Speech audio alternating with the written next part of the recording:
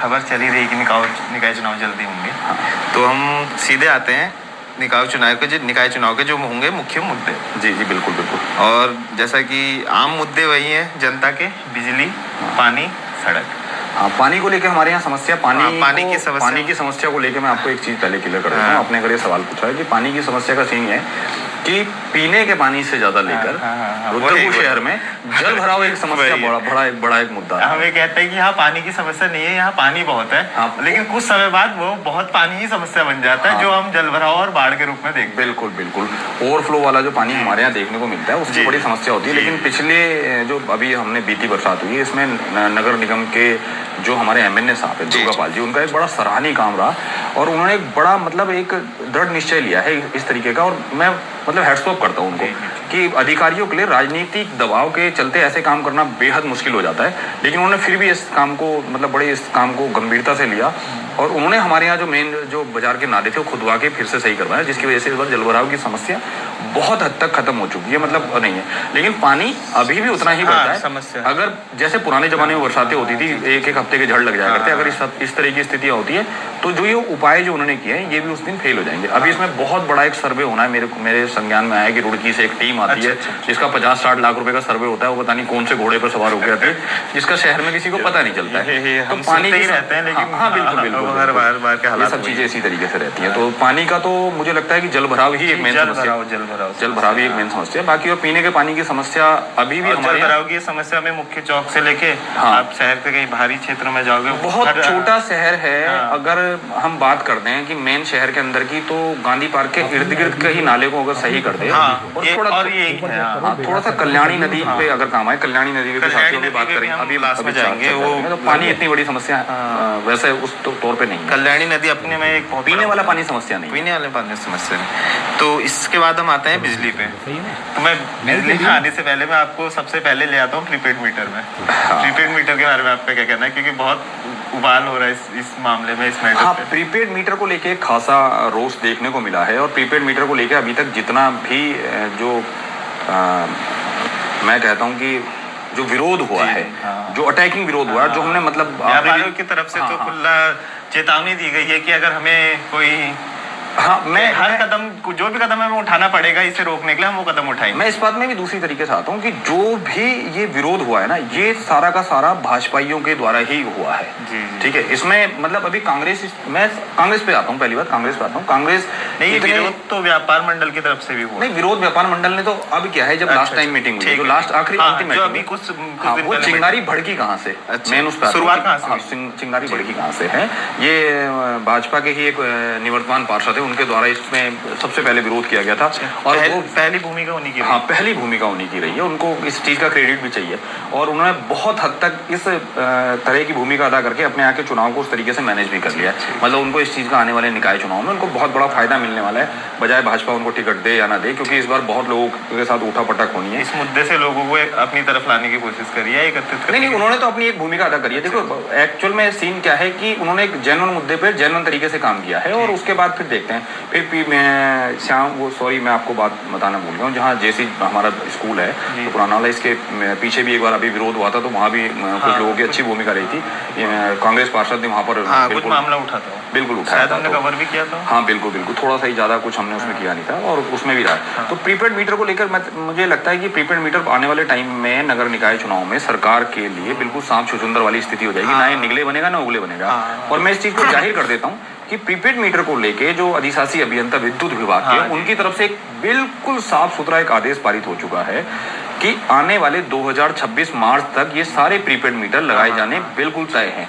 तो अब गरीब जनता, मतलब जो मलिन बस्ती की जनता है, वो ये चीज समझ लें कि नेताओं के झांसों में और दिलासों में आने की बात नहीं रह गई है। अब जो चाहे जो मर्जी कोई, आपका कहने का मतलब है बिजली विभाग प्रीपेड मीटर लगाने के आखिरी कदम तक पूरी तरीके से तैयार है कि वो बिल्कुल देखिए, वो कहीं से मतलब बैकवर्ड नहीं जाना चाहती है। इस मामले में खास करके बैकवर्ड जाने का तो सीन ही नहीं बनता। ये देखिए, मैं आपको एक चीज बताता हूँ, पूरे प्रदेश में प्रीपेड मीटर लगने हैं। ठीक है, इतना है। ठीक है, इसका केंद्र की तरफ से एक बजट पारित हुआ होगा, इसके टेंडर हो चुके हैं, अडानी ग्रुप को इसके टेंडर मिले हुए हैं। ठीक है, व्यापार मंडल के जब विरोध हो रहा था उसमें सीधा बिल्कुल नाम लिया गया है, बाकायदा व्यापार मंडल। देखते संजय जुनेजा जी की खास बात है, संजय जुनेजा जी बहुत अटैकिंग तरीके से बहुत अटैकिंग तरीके से काम करना पसंद करते हैं, उनकी अपनी एक कार्यशैली है। तो मैं आपको बता दूं कि है क्या कि केंद्र के द्वारा ये पारित किया गया वो है, बहुत शहरों में, बड़े शहरों में जो MNC टाइप शहर है हम उन पे लगे हुए हैं। जो सरकार का डिजिटाइजेशन का जो वो है कि हम हर तरह के क्षेत्र में डिजिटाइजेशन लाएंगे, ये भी एक तरीके से देखा जाए तो उसी बिजली विभाग का एक उसी प्रीपेड मीटर लाने का एक कदम के तौर पे देखा जा सकता है, क्योंकि आप फोन से रिचार्ज करेंगे। हाँ, और जब जितनी देखिए प्लस माइनस पॉइंट दोनों चीजें होती है, हर चीज के प्लस और माइनस पॉइंट बहुत दोनों चीजें बराबर होती है और सरकार उस पर सर्वे करके ये काम करती है। लेकिन अब चूंकि सीन यह है कि पिछले कुछ दिनों में सब कुछ चीजें धीरे धीरे करके अंबानी और अडानी के हाथों में चली गई है, इसका पब्लिक में अब धीरे धीरे करके खासा रोष देखने को मिला है। मैं इसका छोटा सा उदाहरण देता हूँ। हमारे यहाँ एक गेल का प्लांट लगा हुआ है, ठीक है। गेल के प्लांट से गैस की पाइपलाइन, आपने देखी होगी, पाइपलाइन के थ्रू गैस चलती लाइन जाती है, ठीक है। धीरे धीरे करके क्या सीन था, वो गैस 27 या 37 रुपए से कुछ स्टार्ट हुई थी, ठीक है। उस समय गैस के सिलेंडर की कीमत कम से कम 800-900 रुपए करीब थी, ठीक है। तो शुरुआत में क्या होता था, 2 महीने के बिल 1100-1200 रुपए आते थे।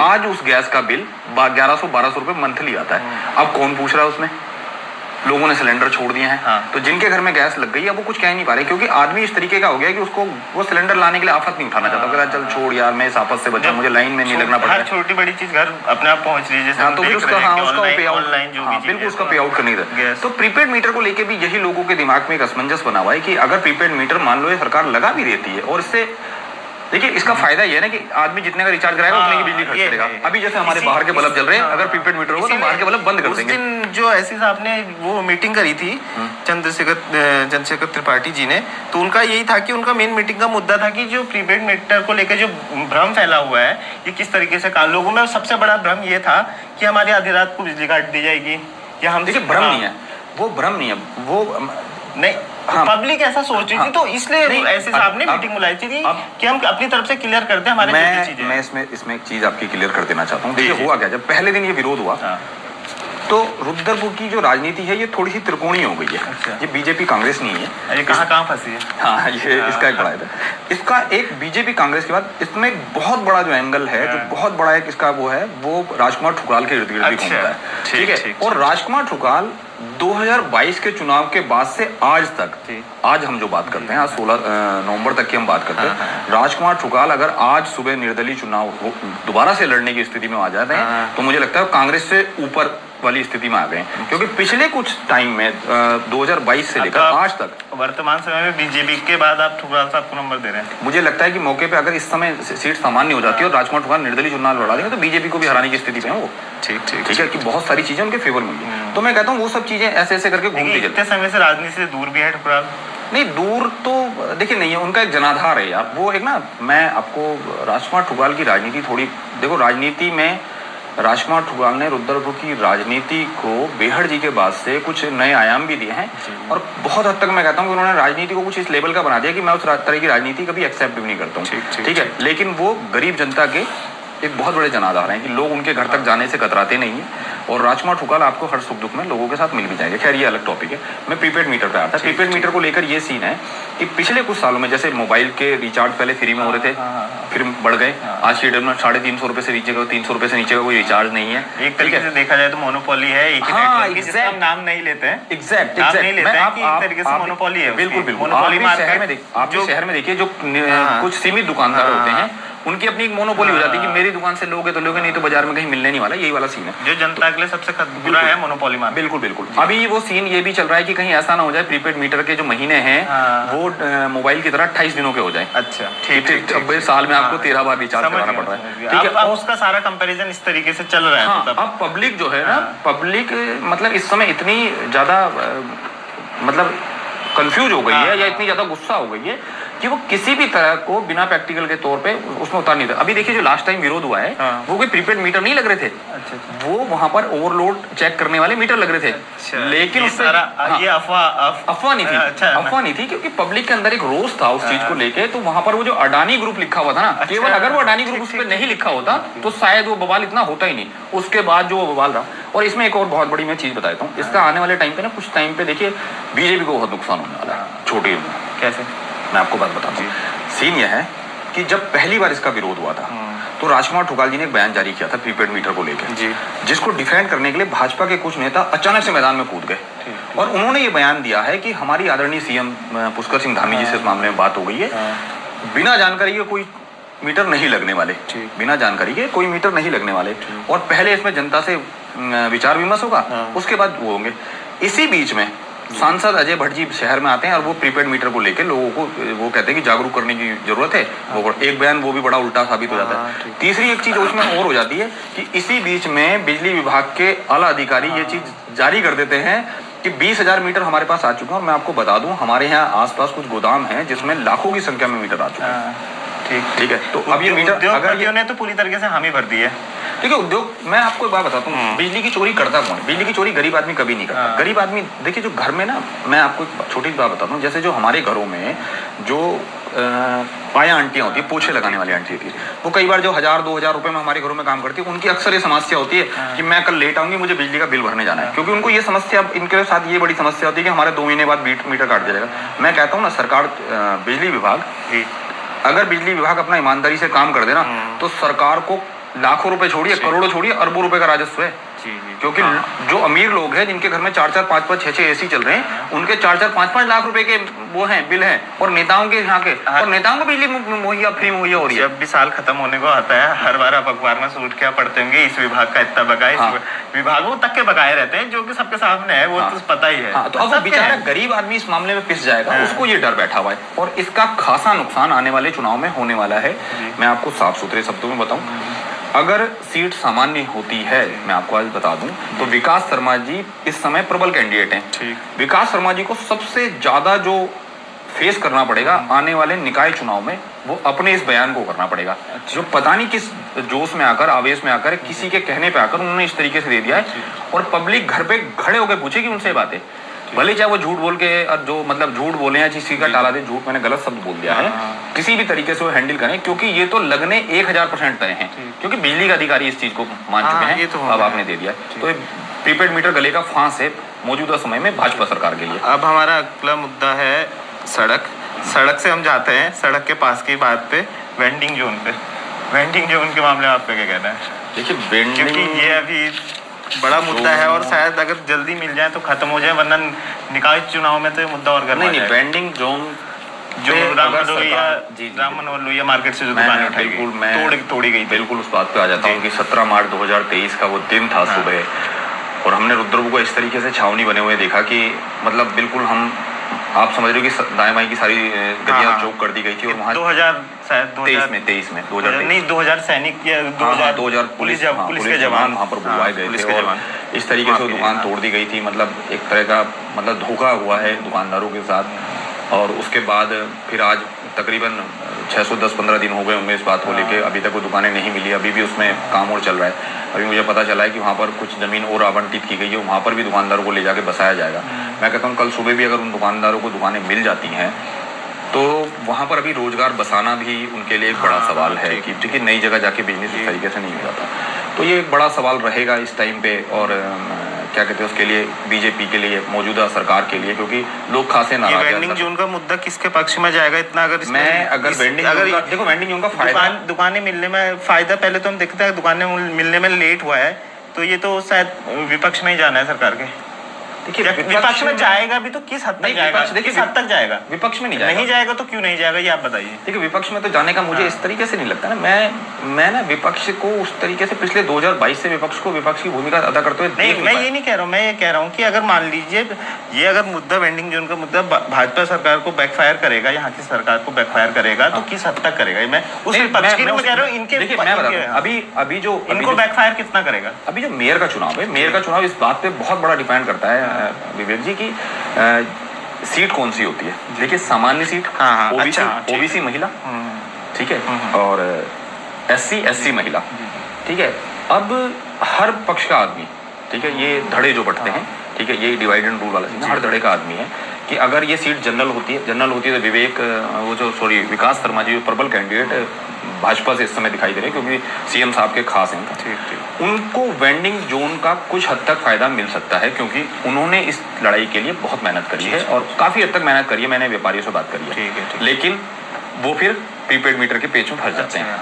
ठीक है, प्रीपेड मीटर के पेच में कुछ चीजें उनके पक्ष में तो कुछ उनके पक्ष में। कांग्रेस पूरे प्रकरण को ना तो राम मनोहर लोहिया मार्केट को भुना पाई और ना ही प्रीपेड मीटर वाले मुद्दे पे कुछ कर पाई। अब देखना यह है कि कांग्रेस टिकट जनरल सीट से किसे देती है। ठीक है, अभी बहुत बड़ी बात ये भी चल रही है, एक इस मामले में एक बहुत बड़ा सवाल ये भी है कि राजकुमार ठुकराल की स्थिति क्या रहेगी अगर वो कांग्रेस ज्वाइन करते हैं। तो प्रीपेड मीटर और राम मनोहर लोहिया मार्केट का उन्हें बहुत बड़ा बेनिफिट होने वाला है। ठीक। और एक सड़क के करीबी वेंडिंग जोन है, तो हम पहले वेंडिंग जोन में चले गए, माफी चाहूंगा। लेकिन अगर हम सड़क पे आए तो आपको क्या लगता है पिछले 10 साल में सड़कों का क्या हाल रहा? देखिए, सड़कों की स्थिति तो ये है कि सड़कों ये बड़ा जितना मैं घुमा हूँ, मैं अपने पर्सनल एक्सपीरियंस से बता देता हूँ कि सड़कों का कोई इतना खास इनमें सुधार तो नहीं देखा गया। ठीक है, खास सुधार तो नहीं देखा गया। देखिए मैं बताता हूँ, मतलब हम देख सकते हैं कि सड़क में छोटे से गड्ढे बनाने तक के लिए लोगों को सड़क में उतरना पड़ा। ये बड़ी शर्मनाक बात है, ये बहुत शर्मनाक बात है। अगर और वो पार्टी का ही कार्यकर्ता हो तो फिर तो और भी ज्यादा ये बिल्कुल बात हो जाती है। मैं आपको बात बताता हूँ, देखिए एनएच की स्थिति अगर हम मैं वो एनएच की राष्ट्रीय राजमार्ग की बात करते हैं, उसकी तो काफी अच्छा, मतलब नितिन गडकरी जी की जो सरकार है उसमें खासा सुधार रहा है। लेकिन आज भी अगर मैं एनएच की बात करता हूँ तो एनएच में कई जगह की स्थितियां बहुत ज्यादा गंभीर बनी हुई है। अभी मैं और आप नगर निगम के सामने, हाँ बिल्कुल, वहां पर भी स्थितियां खराब थी। और सड़कों की स्थिति तो ये रह गई है, पंखा बंद कर दो। सड़कों की स्थिति तो ये रह गई है कि सॉरी डिस्टर्ब हो गया। सड़कों की स्थिति तो ये कह सकते हैं कि आप ये समझिए कि सूबे का सबसे बड़ा राजा सीएम पुष्कर सिंह धामी जी खुद से एक बयान जारी करते हैं, गड्ढा मुक्त प्रदेश के गड्ढा मुक्त 15 अक्टूबर तक का समय देते हैं। और बार बार जगह जगह जिलों में अफसर अधिकारियों को चेतावनी दी गई कि आप इतने तारीख तक गड्ढे मुक्त कर दे प्रदेश जिले को या प्रदेश को, तो कहा ही है, लेकिन हर कई जिलों में जाके भी ये बातें बोली गई है। और ऐसा कोई, मैं समझता हूँ ऐसा कोई अखबार नहीं होगा, ऐसा कोई प्रिंट मीडिया का अखबार नहीं होगा जिसपे वो खबर बड़ी बड़ी ना छपी हो। बिल्कुल, ठीक है, ऐसी कोई वो समय में बिल्कुल है। ठीक है, 15 अक्टूबर का समय बीत गया। उसके बाद मैं अपने नगर निकाय चुनाव पे आता हूँ। तो हमारे यहाँ के जो माननीय विधायक है शिवराज जी, इन्होंने पूरे इस प्रकरण को बदल दिया और बड़ी अच्छी तरीके से इसको घुमा के नगर निगम तक सीमित कर दिया कि नगर निगम में अगर सड़कों के गड्ढे नहीं भरे गए तो फिर मैं यहाँ की उनकी खैर नहीं है। और दिवाली तक का उन्होंने समय लिया और आज 15 अक्टूबर के ठीक 15 दिन बाद दिवाली, और दिवाली के ठीक 15 दिन बाद आज हम यहाँ बैठे हुए हैं। यानी कि आपने क्या कहा, शिव अरोड़ा जी ने नगर निगम को घुमा दिया ना उन्होंने बात को पूरा। उन्होंने कह दिया कि अगर नगर निगम के उन्होंने बिल्कुल अपनी वो उस स्टाइल में जो उनकी की शैली होती है उस स्टाइल में जाके उन्होंने इस तरीके से बात को घुमा दिया। और मैं जहां से मैं चलता हूँ विवेक जी, मेरे घर से जैसे ही मैं सड़क पे निकलता हूँ ना, वहां से कम 200 मीटर के पैच है पूरे गड्ढे में, और वो सड़क 1 किलोमीटर की सड़क लगभग 3 बार बन चुकी है, यानी कि वो 3 किलोमीटर बन गई है, जिसमें आधी आज भी टूटी पड़ी है। तो सड़क तो इतनी बड़ी समस्या है। लेकिन सड़क को लेकर मैं थोड़ा सा इसका पॉजिटिव वे भी बता देता हूँ कि पिछले एक बात बता दो, आप जब विधायक जी और नगर निगम और मेयर साहब की बात कर रहे हैं तो मेरे मुस्कुराने की वजह आप समझ सकते हैं जो हाल ही में अंडरपास का मामला हुआ था।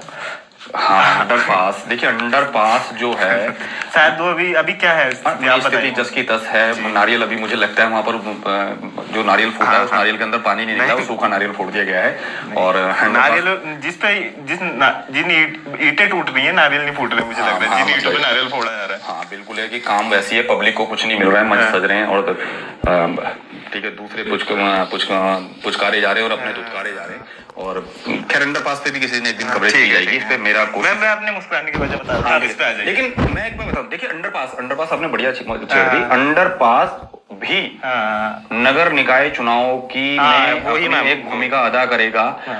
और अभी उस अंडरपास पे बहुत कुछ राजनीति बची है, बहुत बची। अभी उस अंडरपास का बनने में कभी 6 महीने बनाया है और 6 महीने बाद वो जिस दिन बन जाएगा अभी बहुत खेल बाकी है अंडरपास के नीचे। हाँ चक्कर है। और जो कुछ वो हुआ है, जिस तरीके से अंडरपास की भूमिका जो बनी है, उसने राजनीति को और गरमा दिया है। हाँ बिल्कुल, ठीक है। और राजनीति के अंदर जो सुगबुगाहटें हैं और जो विरोधाभास की अब चीजें आमने सामने आ गई, ऐसा कहा जाए तो खुल के आ गई है। हाँ खुल के आ गई। तो सब देखिए मैं बताता हूँ आपको, जिस कहने वाली बात तो मेरे को नहीं लगता है विवेक जी, जिस दिन टिकट फाइनल हो जाएंगे उसके बाद से चीजें बिल्कुल उजागर हो जाएंगे। ठीक है, उसके बाद से उसके बाद से पता चल जाएगा किसकी कितनी अहमियत है, किसका कितना कुछ है। हाँ, मैं खैर सड़क पे आ रहा हूँ। सड़क को लेकर मैं एक चीज बताता हूँ। पिछले जो निवर्तमान मेयर हमारे रामपाल जी रहे, उनका एक कार्य करने की सड़क को लेकर मैंने जो लोगों से सुनी है, वो जैसे ट्रांजिट कैंप वाली सड़क, बिल्कुल एग्जैक्ट, जो आप देख लें, वो देखिए भाई साहब कभी से नहीं बनी और वहाँ आप अगर वहाँ भीड़ देखे तो अगर वहाँ वो सड़क ना हो तो आदमी मैं और आप कवरेज करने के लिए गए थे, मुझे लगा था कि आम दिनों में भी त्योहार वाली भीड़ है वहाँ, त्योहारों में भी ऐसी भीड़, त्योहार में भीड़ है, त्योहारों में भी ऐसी भीड़ नहीं थी, इस तरह की भीड़ थी। और वो सड़क को देख के शॉक्ड हो गया था कि ये मैं गलत गली में तो नहीं मुड़ गया। और वहाँ अगर वो सड़क ना हो तो मेरे ख्याल से वहाँ चला ना जा सकता, मैं बरसात पे तो आप निकल ही नहीं सकते। मैं बिल्कुल उसी बात पे आ रहा हूँ। हम घुसे थे सिडकुल से, सिडकुल से, और सिडकुल की सड़क की स्थिति आपने देख ली, ठीक है, सिडकुल की सड़क की स्थिति देखी और उस सड़क की स्थिति देखी। तो मेयर रामपाल ने अपने कार्यकाल में जितनी भी सड़कें बनाई, उनका एक बड़ा प्लस पॉइंट ये रहा है कि उन्होंने सड़कें बिना नाली के नहीं बनाई है, ठीक है। और सड़कों के टूटने की एक मेन वजह ये होती है कि नालियां नहीं बनी होती है। अभी जिस सड़क की मैं बात कर रहा हूँ, 1 किलोमीटर की सड़क में कहीं पर भी नाली नहीं है। अब आप समझिए, हिंदुस्तान वो शहर है, जब सड़कें साफ की जाती है तो उसका कूड़ा नाली में डाल दिया जाता है, फिर नाली जब साफ की जाती है तो कूड़ा उठा के सड़क पे डाल दिया जाता है, जगह बदल जाती है, कूड़े की जगह बदल रही है, कूड़ा साफ नहीं हो रहा है, सड़क का नाली। तो फिर ये सड़क को लेकर ऐसा रहेगा। और खासी अभी उठा पटक है। अब देखना यह है कि ऊंट किस करवट बैठता है, सीट कौन सी होती है। तो चीजें सामान्य नहीं है नगर निकाय चुनाव में, जो भी कुछ हो जाए। और आसपास कई मुद्दे हैं जो काफी गरमाए हुए भी हैं, जैसे जिस पे हमने बात कर ली, प्रीपेड मीटर और ये सब चीजें बहुत। अब हम आ जाते हैं जो एक मुद्दा जिस पे हम काफी टाइम से सोच रहे हैं कि अच्छे रिसर्च के साथ कुछ करें, लेकिन आज इस मुद्दे को हम छेड़ देते हैं, कल्याणी नदी। हाँ, कल्याणी नदी जी, कल्याणी नदी शहर की अगर लाइफ लाइन कहा जाए तो कल्याणी नदी को बिल्कुल कह सकते हो, शहर की कह सकते हो। अब तो इस समय राजनीति की डेडलाइन है। शहर की अगर लाइफ लाइन है तो राजनीति की डेडलाइन है। देखिए, कुछ लोगों पे उस समय कोर्ट से नोटिस भी पड़ा। जी। कल्याणी नदी की परिधि में आने वाले लोग, जो उसका वो 40 फीट का जो दायरा, उसमें 20-40 फीट का जो दायरा बताया गया था, उस दायरे में आने वाले लोगों से मेरा निवेदन है, साफ सुथरे तौर पे मैं अपने शब्दों में कह दूं कि उन लोगों से मेरा निवेदन है कि वो अपने आप किसी इस भ्रम में ना आए कि आने वाले समय में उन्हें वहां से नहीं हटाया जाएगा। उन्हें एग्जैक्ट हटाया जाएगा, ठीक है। और हटना उनका लमसम तय है, बस सही समय का इंतजार हो रहा है, ठीक है। जैसे G20 के नाम पे राम मनोहर लोहिया मार्केट तोड़ दी गई, उसके बाद फिर पता नहीं कैसे करके समोसा मार्केट तोड़ी गई, बाजार से वो सब लोग हटा दिए गए। ऐसे ही कोई एक चीज बनाई जाएगी आप सब लोगों को वहां से हटाने के लिए। इतने सालों में कल्याणी नदी की दुर्दशा ही हुई है मेरे ख्याल से, कि हम कुछ कहें कि 5% भी कल्याणी नदी पे 2 चीजें गलत हुई है कल्याणी। एक मैं ये पहले बता दूं कि 2019 में, या शायद मेरे ख्याल से, अगर मैं गलत तो माफ कीजिएगा, NGT की तरफ से पूरा सर्वे कराया गया था कल्याणी नदी के लिए, कि इसका पूरा मैप निकालवाया गया था, इस पे कार्य नवीनीकरण होगा। इसका नवीनीकरण एक्चुअल सांचे पे कहाँ इसके जोन है जहाँ ये ब्लॉक हो रही है, और इसकी सफाई, इसके चौड़ाई। मैं आपको और मेरे को नहीं लग रहा कि अभी अब उस बारे में हमें पता करना पड़ेगा, डिटेल निकालनी पड़ेगी कि उस सर्वे का आखिरकार हुआ क्या है। आज तक उस सर्वे, ये बात रही कि एक दिन इस पे भी केवल कल्याणी नदी पे एक दिन बैठा जाएगा। मैं आपको बात बताता हूँ, तो कल्याणी नदी को लेकर 2 चीजें बहुत गलत हुई है। एक तो जो पुराने नेता लोग थे, उन्होंने कल्याणी नदी पे स्टाम्प पेपर पे लेके लोगों को वहां बसा दिया है, ठीक है, गलत तरीके से बसाया गया है, ठीक है। अब गरीब आदमी की समस्या का समाधान देखिए, जैसे आज ये राम मनोहर लोहिया वाले 50 साल से पुराने लोग उखाड़ के आज वहां बसा दिए गए, तो आदमी जब कुछ नहीं होता है तो साधन ढूंढने के लिए, संसाधन ढूंढने के लिए इस तरीके के बहकावे में आ जाता है। जी। दूसरी चीज कल्याणी नदी को लेकर ये हुई है, एक तो उसको घेर लिया गया है, कब्जा लिया गया है। कई जगह में कल्याणी नदी जो है नाले के साइज में हो गई है। बैगुल नदी एक आपने नाम सुना होगा, बैगुल नदी फुलसुंगा पे इतनी चौड़ी है कि आप उसे कूद के 2 बार पार कर सकते हैं। एक बार कूद के उधर चले जाओ, एक बार कूद के इधर। इसमें देखिए, अगर गरीब को छत मिल रही है तो वो तो फिर आप जो गरीब तो कुछ भी कर सकते हैं। देखो, उस बैगर कांड भी चूजर्स कहते हैं ना, अगर आप उसको तो आप उससे आप ये नहीं पूछ सकते, तुझे उससे कहते हैं अगर तुम्हें यहाँ चाहिए तो वो तो आप कहीं भी बसा दो। समझिए ना मेरी, आप समझिए मेरी बात, समझिए। आप हाईवे पे, नेशनल हाईवे पे रात को खड़े नहीं हो सकते कहीं पर, क्योंकि जिस स्पीड से ट्रक चलते हैं, और उसके बीच के जो बीच का उसका डिवाइडिंग जोन होता है, उस पे लोग सोते हैं। बिल्कुल, ठीक है। अब उस गरीब को तुम वहीं पर ही कह दो कि 4 टेंट लगा के तू यहीं रहना, वो रह लेगा। उसको इस बात से फर्क नहीं कि ट्रक आके मेरे पे चढ़ सकता है, क्योंकि उसके पास छत है नहीं ना। उसको, जिसके पास छत नहीं, उसके लिए छत समस्या है। दूसरी सबसे बड़ी कल्याणी नदी को लेके ये बात हुई है कि जब से सिडकुल यहाँ बन गया, कल्याणी नदी इतनी ज्यादा गंदी हो गई है, दूषित हो गई है। और केवल दूषित नहीं हुई है, उसमें पन्नियां, कागज, कूड़ा इतना ज्यादा है कि जब बरसात के बाद उसमें पानी का जो बहाव आता है ना विवेक जी, अब ठीक है, बहाव आके एक जगह पे रुकता है, वो फिर पानी को रोक देता है। और पानी पूरा, देखिए हमने जगतपुरा में, मैंने अपने आप से देखा था, मैं वॉलीबॉल खेलता हूँ, 8 फुट का एक वॉलीबॉल का नेट होता है, उस हाइट से भी ऊपर तक वहाँ पानी भर गया था। तो मैं बड़ा शौक था कि भाई किस तरीके, अब समझिए बरसातों में अगर अखबार में केवल येलो अलर्ट और रेड अलर्ट जैसे मैसेज जारी हो जाते हैं तो उन लोगों की रातों की नींद हराम हो जाती है। तो कल्याणी नदी तो निश्चित तौर पे अगर कांग्रेस उस मुद्दे को भुना पाती है तो आने वाले नगर निकाय चुनाव में ये उनके लिए अमृत साबित होने वाला है। अभी जबकि टूटना ये उनके राज में भी है, टूटना उनके भी राज में है। ये भी, और सफाई पे हमें देखे, आप छठ पूजा का कार्यक्रम होता ही पास में आप धोबी घाट देख लें। जी जी। आप जहाँ छठ पूजा हो रही है उसमें जब पानी की जरूरत होती है तो कल्याणी नदी का पानी देख लें, हाँ। और आप उसका पानी देख लें तो शायद जमीन आसमान का अंतर होगा। आपको पानी दिखेगा स्याह काला नदी का, उस तरफ नदी का, और यहाँ नदी के बगल में पानी कहीं और से लाके आपको छठ, आप बताइए, वरना नदी किनारे छठ तो आप करवा रहे हैं, लेकिन उसके लिए आप पानी आपको नदी से नहीं कहीं और से लाना पड़ रहा है। ये हालत कल्याणी नदी की अभी बीचों बीच शहर में, और बहुत बहुत बुरी है। आप देखिए, मैं एक चीज बताता हूँ, पिछले कुछ सालों में 2022 के बाद से ये हमारे देश में हमने देखा है कि कई शहरों के नाम बदले गए, नाम परिवर्तन। हाँ, वो तो है। तो मैं चाहता हूँ, परसों शायद सराय काले खां का कुछ और नाम, बिरसा मुंडा बिल्कुल है, मेट्रो स्टेशन कर दिया। इलाहाबाद का नाम बदल दिया गया, प्रयागराज कर दिया गया, इस तरीके नाम। एटलीस्ट अगर सरकार कुछ नहीं कर सकती कल्याणी नदी का, आज मेरा सीधा सीधा निवेदन है कि एटलीस्ट अगर सरकार कुछ नहीं कर सकती तो कल्याणी नदी का नाम बदल दे। ये नाम तो कल्याणी ना रखे उसका। ठीक है, ठीक है। तो कल्याण तो खैर खुद का ही कल्याण नहीं हो रहा, उसका दूसरों का कल्याण का। मैं वही तो कह रहा हूँ, कल्याणी नदी तो बहुत बड़ा एक मैटर है। तो लेकिन हम कल्याणी नदी पे हम इस पे एक विस्तार में चर्चा, हाँ, ये तो बहुत बड़ा चर्चा का विषय है, और ये वहीं खड़ा होकर किया जाएगा, किसी वहीं से वहां कवरेज किया जाएगा, उस तरीके से करेंगे। अब इस पूरे प्रकरण में काफी लंबी बात होगी। अब इस पूरे चुनाव में कुछ चीजें हैं, मैं आपको क्या बता दूं। जैसे फिर वही बात आते हैं, सीट जनरल आती है, विकास शर्मा जी कैंडिडेट है, और भी कुछ लोग तैयारी कर रहे होंगे। अब कांग्रेस से जनरल सीट में कौन है, ठीक है, ये बड़ा सवाल है, क्योंकि कांग्रेस से, और अब राजकुमार ठुकराल की इसमें क्या भूमिका रहेगी इन पूरे चुनाव में? किस राजकुमार ठुकराल की क्या भूमिका रहेगी? मैं आपको सिंपल सा एक एग्जांपल बताता हूँ। बीते चुनाव जो हरियाणा में, राजकुमार ठुकराल जी असंध एक बार चुनाव लड़ाने चले गए थे, ठीक है, नहीं जीत पाए वो सीट। हरियाणा के बिल्कुल चुनाव जो है बिल्कुल विपरीत आए हैं, क्योंकि हरियाणा में तय था कि बीजेपी वहां नहीं जीतेगी, लेकिन भाजपा में जीत गई है, ठीक है। तो जब राजकुमार ठुकराल जी ने असंध से जाके एक पोस्ट वायरल की थी ना, आप यकीन मानोगे, मैं ज्यादा बड़ी बात तो नहीं कहता, शहर के पार्षदों की नींद हराम हो गई थी। उनका ये कहना था कि ये बहुत गलत काम हो गया, अगर राजकुमार ठुकराल जी ने कांग्रेस ज्वाइन कर ली तो यहाँ काम उल्टे होने वाले हैं। अब मैं एक चीज और पे आता हूँ, जब पिछली बार नगर निकाय चुनाव में राजकुमार ठुकराल और शिव अरोड़ा दोनों एक ही लॉबी में बैठे हुए थे, वो जिलाध्यक्ष और विधायक, तब जाके कहीं ये 16-17 पार्षद जीते हैं। अच्छा, भाजपा मोदी लहर में। आज तो राजकुमार ठुकराल जी बिल्कुल उल्टे हैं, जबकि राजकुमार ठुकराल जी का कद क्या है शिव अरोड़ा जी की तुलना में। उन्होंने ये चीज रंजीत सागर के चुनाव में बता दी, जो रंजीत सागर जो चुनाव हुआ है, और दोनों उपचुनाव में उन्होंने अपने पार्षद जिताए हैं। उन्होंने बाजार के चुनाव में दिखा दिया है कि मैं कितनी पावर रखता हूँ, और डे बाई डे वो मजबूत ही हो रहे हैं। अब ऐसी स्थिति में अगर राजकुमार ठुकराल कांग्रेस ज्वाइन करते हैं तो फिर ये गलेगा फांस है बीजेपी के लिए। ठीक, अब मैं कहना, वीडियो काफी लंबी हो गई, तो आखिरी आप कुछ बोल के खत्म करें।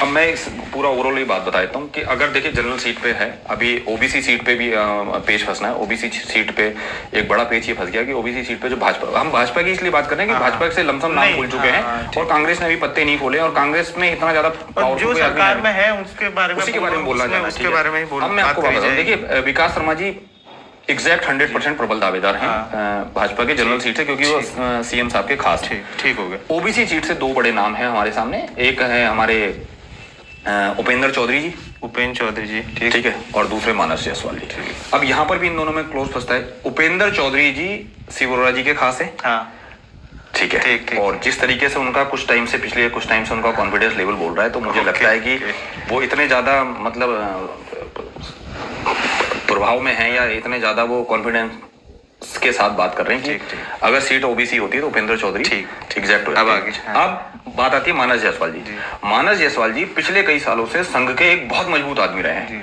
लेकिन 2022 में विधायक शिव अरोड़ा जी के चुनाव जीतने के बाद मानस जायसवाल जी कहीं भी फ्रेम में नजर नहीं आए। ये एक बड़ा सवाल रहेगा। अब सीट आती है एससी में। अब एससी सीट चाहे महिला हो जाए, चाहे एससी सीट सामान्य रहे, एससी सीट महिला होती है तो कैंडिडेट रामपाल सिंह की वाइफ रामपाल सिंह है, और महिला होती है तो उनकी वाइफ है, ठीक है। अब यहाँ पर दो कैंडिडेट फिर हैं, सुरेश कोहली जी और रामपाल सिंह जी। सुरेश कोहली जी पिछले कुछ काफी टाइम से शिव अरोड़ा जी के खास हैं, ठीक है। उनके कई बार बयान आते हैं इस तरीके के कि वो शिव अरोड़ा जी को डिफेंड करते हुए बयान आते हैं। और मेयर रामपाल जी, जो जग जाहिर बात हो गई है अंडरपास के बाद से मेयर रामपाल जी की और शिव अरोड़ा जी की बिल्कुल नहीं बन रही, और खासी नाराजगी और एक लंबा गैप हो गया। और अंडरपास जो मैं कहता हूँ ना, जिस अंडरपास ने दो इलाकों को जोड़ा है, उसने दो नेताओं को बहुत अलग कर दिया। ढंग से जोड़ा भी नहीं है। मैं वो तो तय है, वो लिखा था कि नींव पढ़ने से पहले दरार पड़ गई। हाँ, बिल्कुल वही वाली बात। लेकिन जितना फासला इसने खत्म करा है 20 साल का, ये इतना लंबा फासला इसने अंडरपास ने कर भी दिया है। तो मैं अगर सीट ओबीसी वो एससी महिला होती है, एससी होती है, रामपाल सिंह जी या उनकी वाइफ होगी, और आने वाले चुनाव में रहेंगे, बहुत ज्यादा फाइट रहेगी। और मैं फिर वही बात कहता हूँ, ये पूरा का पूरा चुनाव बिना राजकुमार चुकाल के कहीं भी नहीं लिखा जा सकता, ठीक है। इस पूरे चुनाव की जो गणना रहेगी, जो भी इसका मंथन रहेगा, वो राजकुमार चुकाल के इर्द गिर्द रहेगा। तो यही सब कुछ है। अब देखते हैं इसमें अगर कुछ छूट गया हो या कुछ हमारी तरफ से गलत हो गया तो उसके लिए माफी चाहते हैं। ये थे मेरे साथ विवेक मेहरा जी, मैं अनिल रावत, और ऐसे ही मुद्दों पर इसी तरीके से हम चाहते हैं कि आपस में बैठ के डिस्कशन हो जाए, आसान सा रहे और लोगों तक सरल भाषा में अब शहर के मुद्दे लोगों तक पहुंच जाए। हाँ जी, धन्यवाद।